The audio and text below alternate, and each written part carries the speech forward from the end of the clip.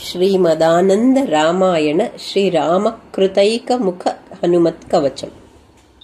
ओम अस्य श्री हनुमत्कवच स्तोत्र महामन्त्रस्य श्रीरामचन्द्र ऋषिः श्री हनुमान् परमात्मा देवता अनुष्ठुप् छन्दः मारुतात्मजेति बीजम् अंजनीसूनुरिति शक्तिः लक्ष्मणप्राणदातेति कीलकम् रामदूतायेत्यस्त्रम् हनुमान् देवता इति कवचम् पिङ्गाक्षोमितविक्रम इति मन्त्रः श्रीरामचन्द्रप्रेरणया रामचन्द्रप्रीत्यर्थम् मम सकलकामनासिद्ध्यर्थम् जपे विनियोगः।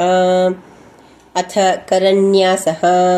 ॐ ह्रां अञ्जनीसुताय अङ्गुष्ठाभ्यां नमः। ॐ ह्रीं रुद्रमूर्तये तर्जनीभ्यां नमः। ॐ ह्रूं रामदूताय मध्यमाभ्यां नमः।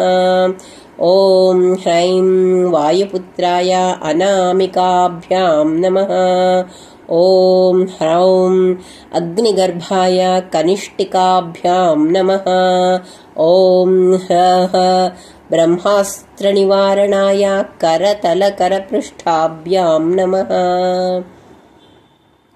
अङ्गन्यासः। ॐ ह्रां अञ्जनीसुताय हृदयाय नमः। ॐ ह्रीं रुद्रमूर्तये शिरसे स्वाहा। ॐ ह्रूं रामदूताय शिखाय वौषठ। ॐ ह्रैं वायुपुत्राय कवचाय हुम्। ॐ ह्रौं अग्निगर्भाय नेत्रत्रयाय वौषठ। ॐ ह्रः ब्रह्मास्त्रनिवारणाय अस्त्राय फट्।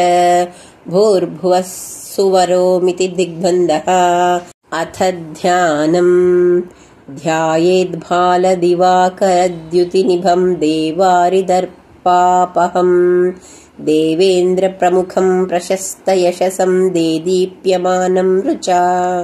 सुग्रीवादिसमस्तवानरयुतम् सुव्यक्ततत्त्वप्रियम् संरक्तारुणलोचनम् पवनजम् पीताम्बरालङ्कृतम् उद्यन्मार्ताण्डकोटिप्रकटरुचियुतम् चारुवीरासनस्थम् मौञ्जीयज्ञोपवीताभरणरुचिशिखम् शोभितम् कुण्डलाङ्गम् भक्तानामिष्टदम् तम् प्रणतमुनिजनम् वेदनादप्रमोदम् ध्यायेद्धेवम् विधेयम् प्लवगकुलपतिम् गोष्पदीभूतवार्धिम् वज्राङ्गम् पिङ्गकेशाढ्यम् स्वर्णकुण्डलमण्डितम् निगूढमुपसङ्गम्य पारावारपराक्रमम् स्फटिकाभम् स्वर्णकान्तिम् द्विभुजम् चकृताञ्जलिम् कुण्डलद्वयसंशोभिमुखाम्भोजम् हरिम् भजे। सव्यहस्ते गदायुक्तम् वामहस्ते कमण्डलुम् उद्यद्दक्षिणदोर्दण्डम् हनूमन्तम् विचिन्तयेत्। अथ मन्त्रः।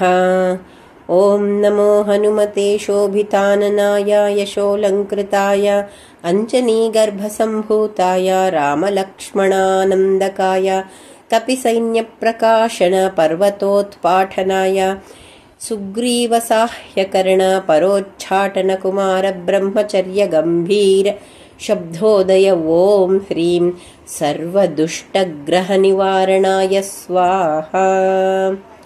ॐ नमो हनुमते येहि सर्वग्रहभूतानां शाकिनी ढाकिनीनां विषमदुष्टानां सर्वेषामाकर्षयाकर्षय मर्दय छेदय मर्त्यान् मारय शोषय प्रज्वल भूतमण्डल पिशाचमण्डल निरसनाय भूतज्वर प्रेतज्वर चातुर्थिकज्वर ब्रह्मराक्षस पिशाच छेदनाक्रिय विष्णुज्वर महेश्वरज्वरान् छिन्दि बिन्दि अक्षिशूले शिरोभ्यन्तरे ह्यक्षिशूले गुल्मशूले पित्तशूले ब्रह्मराक्षसकुलप्रबल नागकुल विनिर्विष झटित ॐ ह्रीं फट् घे घे स्वाहा।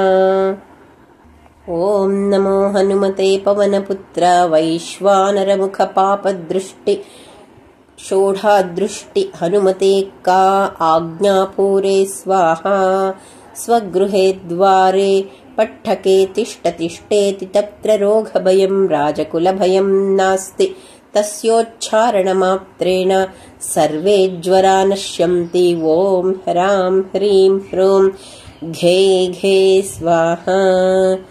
श्रीरामचन्द्र उवाच हनुमान् पूर्वतः पातु दक्षिणे पवनात्मजः पातु प्रतीच्यां रक्षोज्ञः पातु सागरपारगः उदीच्यामूर्ध्वगः पातु केसरी प्रियनन्दनः अधस्तु विष्णुभक्तश्च पातु मध्यं तु पावनिः लङ्काविदाहकः पातु सर्वापद्भ्यो निरन्तरं सुग्रीवसचिवः पातु मस्तकं वायुनन्दनः भालं पातु महावीरो भ्रुर्वो मध्ये निरन्तरं नेत्रे छायापहारी च पावनः प्लवगेश्वरः कपोले कर्णमूले च पातु श्रीरामकिङ्करः नासाग्रमञ्जनीसूनुः पातु वक्त्रं हरीश्वरः वाचं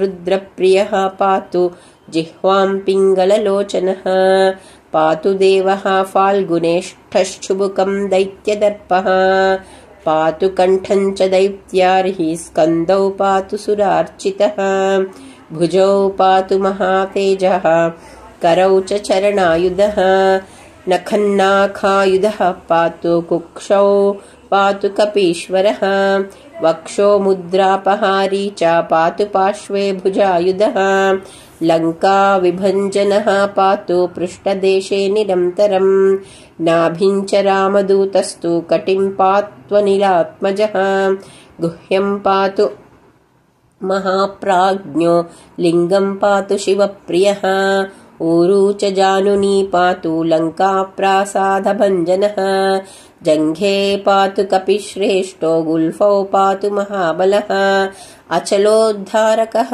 पातु पादौ भास्करसन्निभः अङ्गन्यामित्तसत्त्वाढ्यः पातु पादाङ्गुलिस्तथा सर्वाङ्गाणि महाशूरः पातु रोमाणि चात्मवित् हनुमत्कवचं यस्तु पठेद्विद्वान् विचक्षणः स एव पुरुषश्रेष्ठो भुक्तिं मुक्तिं च विन्दति त्रिकालमेककालं वा पठेन्मासत्रयं नरः सर्वान् रिपून् क्षणाज्जित्वा स पुमान् श्रियमाप्नुयात् मध्यरात्रे जले स्थित्वा सप्तवारं पठेद्यदि क्षयापस्मारकुष्ठादितापत्रयनिवारणः अश्वत्थमूलेऽर्कवारे स्थित्वा पठति यः पुमान् अचलां श्रियमाप्नोति सङ्ग्रामे विजयं तथा बुद्धिर्बलं यशो धैर्यं निर्भयत्वमरोगता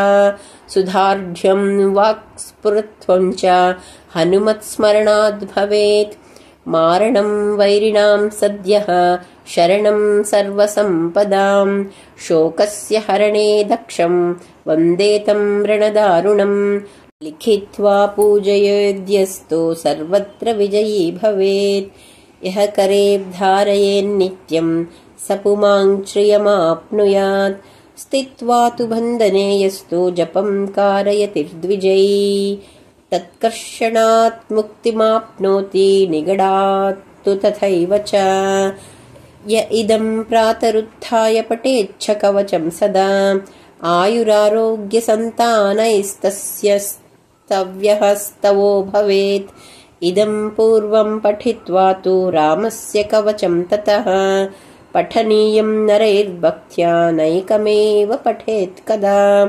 हनुमत्कवचं चात्र श्रीरामकवचं विना ये पठन्ति नराश्चात्र पठनं तद्धृता भवेत् तस्मात् सर्वैर्पठनीयं सर्वदा कवचद्वयं रामस्य वायुपुत्रस्य सद्भक्तैश्च विशेषतः इति श्रीमदानन्दरामायणे श्रीरामकृत्यैकमुख श्रीहनुमत्कवचम्।